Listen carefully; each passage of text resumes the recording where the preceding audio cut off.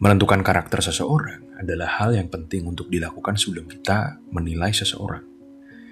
Nah, biasanya manusia itu menilai manusia lain dari parasnya yang cantik atau ganteng. Dia menarik atau tidak, dia ini sukses atau tidak, dan sebagainya. Tapi jika kalian sudah sering menonton video saya, kalian pasti sudah tahu kalau tampilan luar kita atau tampilan yang kita tunjukkan ke orang-orang, baik itu secara fisik, sifat, emosional, dan reputasi, itu bisa kita buat atau kita palsukan. Untuk materi kuliah kita hari ini, saya lebih fokus membahasnya dari kacamata pengusaha ya, supaya kita bisa menemukan karyawan yang baik dan sesuai yang kita butuhkan. Dulu, saya selalu tergoda ketika ada pelamar yang mengajukan CV yang sangat mentereng. Entah dari IPK-nya yang luar biasa tinggi, pengalaman kerja, organisasi, magangnya luar biasa banyak, atau dibarengi dengan berbagai macam skill dan sertifikat. Saya selalu memprioritaskan mereka dengan CV mentereng. Sampai pada akhirnya saya menemukan berbagai macam masalah dengan orang-orang ini. Dan mereka yang gak punya masalah itu susah masuk ke dalam sistem saya dan mendaki karirnya. Jadi mereka malah stuck dan ya kalah sama karyawan yang dulu ketika mendaftar hanya dengan CV yang biasa-biasa aja. Pada akhirnya saya sendiri yang pusing karena kinerja hampir 40% karyawan saya itu gak memuaskan. Nah, lalu apa yang harus kita lakukan untuk menilai seseorang? Pertama, kita harus rasional dan mulai melihat karakternya. Seberapa kuat karakternya? Karakter itu datangnya dari sisi terdalam manusia, yang dimana di dalam jiwa dan hati terdalam manusia itu sudah diukir oleh berbagai macam faktor. Dan ukiran-ukiran ini membentuk sebuah pola perilaku yang sangat sulit untuk dikendalikan. Jadi tugas kita adalah untuk melihat ke dalam situ. Dan tentunya ketika kita berusaha untuk melihat, itu nggak akan langsung terlihat dengan mudah. Karena seringnya seperti yang sering saya katakan, manusia itu memiliki banyak sekali topeng. Orang-orang memiliki kecenderungan untuk menyembunyikan diri mereka, karakter mereka, emosi mereka, karena itu memang sifat defensif alami manusia. Kalian harus bisa melihat di balik topeng itu, lalu menilainya. Ya, kasarannya sih, kalian kasih poin. Orang yang harus kita cari adalah orang dengan karakter yang kuat. Lalu indikator apa yang bisa menjadi ciri dari orang dengan karakter yang kuat? Kalau menurut saya, itu ketika seseorang seperti besi. Dan besi itu bisa fleksibel.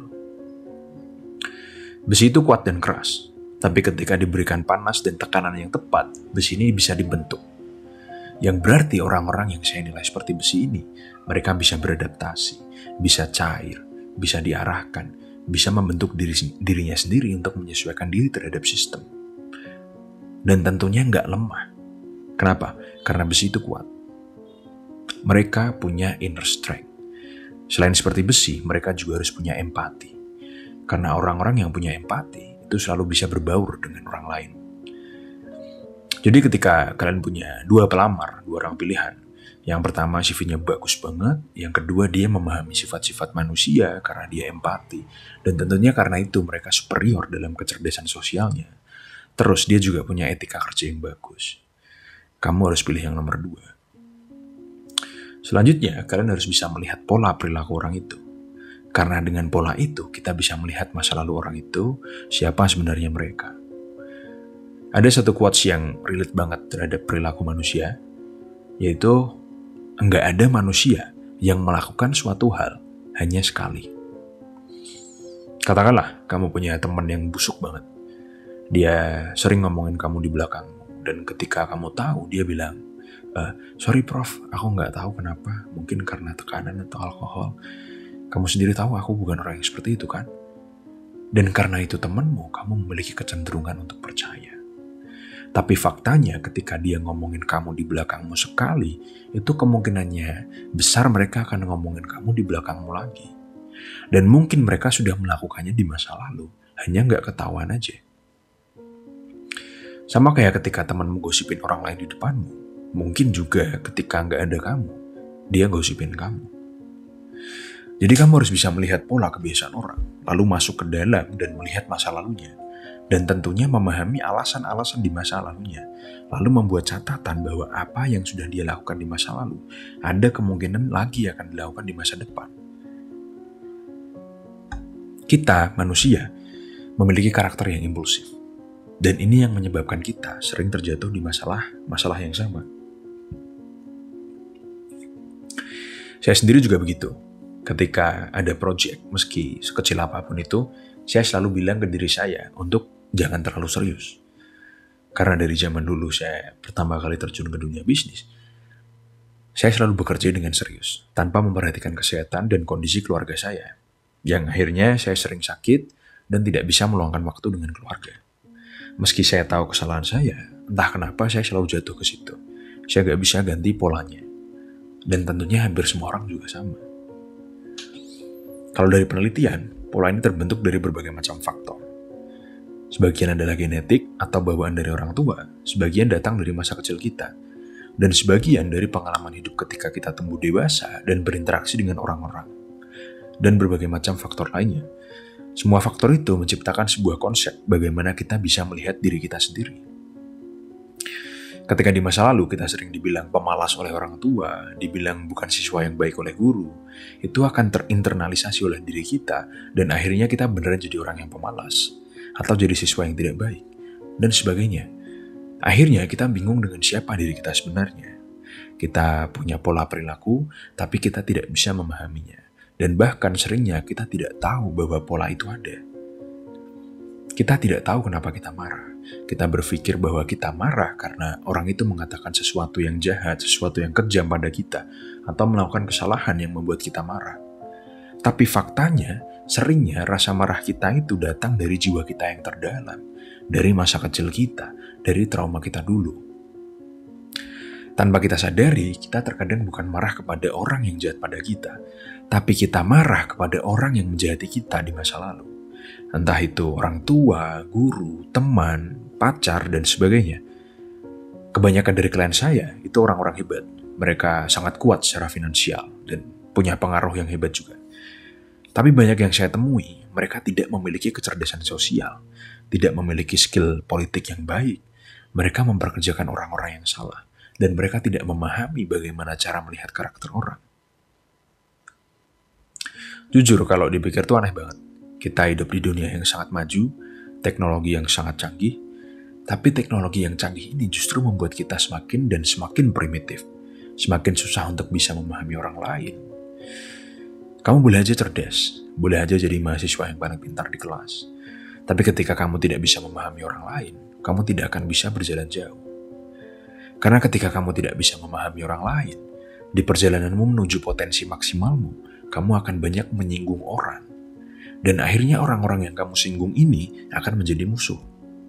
Lalu akan datang jegalan dari mana-mana yang membuat kita stuck dan jalan di tempat. Kita sering tidak memperhatikan orang lain. Kita sering tidak mau mendengarkan orang lain. Kita menjudge orang dengan label. Dia baik, dia jahat, dia ganteng, dia cantik, dia menyenangkan, dia tidak menyenangkan, dan sebagainya. Kenapa kita sering begitu? Karena kita tidak tertarik. Kita tidak interested dengan orang lain. Kita ini narsistik, dan kita selalu tertarik dengan diri kita sendiri, dengan ide-ide kita. Kalau kalian mau keluar dari zona nyaman, kalian coba untuk memperhatikan orang-orang yang kalian temui nanti. Banyak orang-orang yang memukau di luar sana, banyak orang-orang yang luar biasa di luar sana. Banyak juga orang-orang yang aneh banget di luar sana. Mungkin kasir Indomaret yang selalu kamu temui setiap pulang kerja ketika beli rokok, dia punya masalah di kehidupannya, dia punya trauma masa kecilnya, dia punya banyak tanggungan ekonomi yang kita nggak bisa lihat. Maka dari itu saya pengen kalian mulai melihat keluar dan jangan terus-terusan melihat ke dalam. Anggaplah ada sebuah bahasa yang digunakan orang-orang untuk berkomunikasi, tapi kita tidak pernah tahu karena bahasa itu nonverbal. Contoh-contoh kecil, dari cara orang tersenyum, itu palsu apa enggak, bagaimana ketika orang bertatap muka denganmu, ketika kamu pertama kali ketemu dengannya, bagaimana intonasi bicaranya, atau ketika mereka selalu telat ketika bertemu denganmu. Bagaimana mereka memperlakukan anaknya, pasangannya, keluarganya, karyawannya, dan sebagainya. Banyak sekali hal yang bisa kita lihat jika kita mau melihat. Dan hal-hal inilah yang menciptakan karakter mereka. Nah, bahasa inilah yang harus kalian kuasai. Dan ketika kalian sudah menguasai, nanti kalian akan menyadari banyak sekali hal. Ya, misalnya kayak, oh, cewek ini, aku sadar kayaknya dia benar suka sama aku. Oh, orang ini yang jadi klien baru saya, ternyata dia tidak tertarik untuk berbisnis.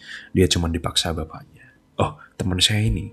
Oh, bapak saya. Oh, ibu saya. Oh, pacar saya. Dan sebagainya. Lalu ketika kita sudah tahu, bagaimana kita akan merespon? Apa yang bisa kita pelajari dari itu? Ketika kamu sudah mulai mendapatkan feeling-feeling seperti ini, pandanganmu terhadap dunia akan berubah. Kalian akan mulai menyadari bahwa sejauh ini kalian salah. Kalian sudah salah membaca orang. Lalu cara kalian untuk mendekati orang mulai berubah. Ketika orang menunjukkan padamu dirinya, entah dia tipe orang yang hyper agresif, hyper masculinity, hyper femininity, atau extreme rebelliousness, itu tidak seperti itu. Justru sering sebaliknya. Contohnya nih, saya juga dulu sempat nggak sadar ya. Ini kata dosen saya yang psikolog dulu. Dia bilang ke saya, sifat hyper masculinity-mu itu kamu tunjukkan kepada orang-orang untuk menutupi pengalaman insecure-mu di masa lalu. Dan setelah saya pikir-pikir dulu juga, ya ternyata relate sih. Jadi, orang-orang itu menyembunyikan kelemahan mereka karena kelemahan itu menyakitkan. Lalu orang-orang belajar untuk menyembunyikannya dengan memakai topeng yang 180 derajat berbalik dari kelemahan mereka. Karena menurut mereka, ini adalah metode terbaik. Maka dari itu, jangan lihat orang dari luarnya aja. Karena pasti semua orang menyembunyikan sesuatu. Dan semakin dia menunjukkan sesuatu, semakin dia ingin menutupi sesuatu yang sebaliknya. Ya, contoh simpelnya kayak dia selalu menunjukkan dia orang yang humoris, dia selalu menunjukkan bahwa dia orang yang royal, dia orang yang luxury, dia orang yang mewah, dia orang yang ya suka pamer dan sebagainya. Ya, seperti itulah kurang lebih. Oke, sekian dari kuliah kita hari ini. Jangan lupa like, share, dan subscribe.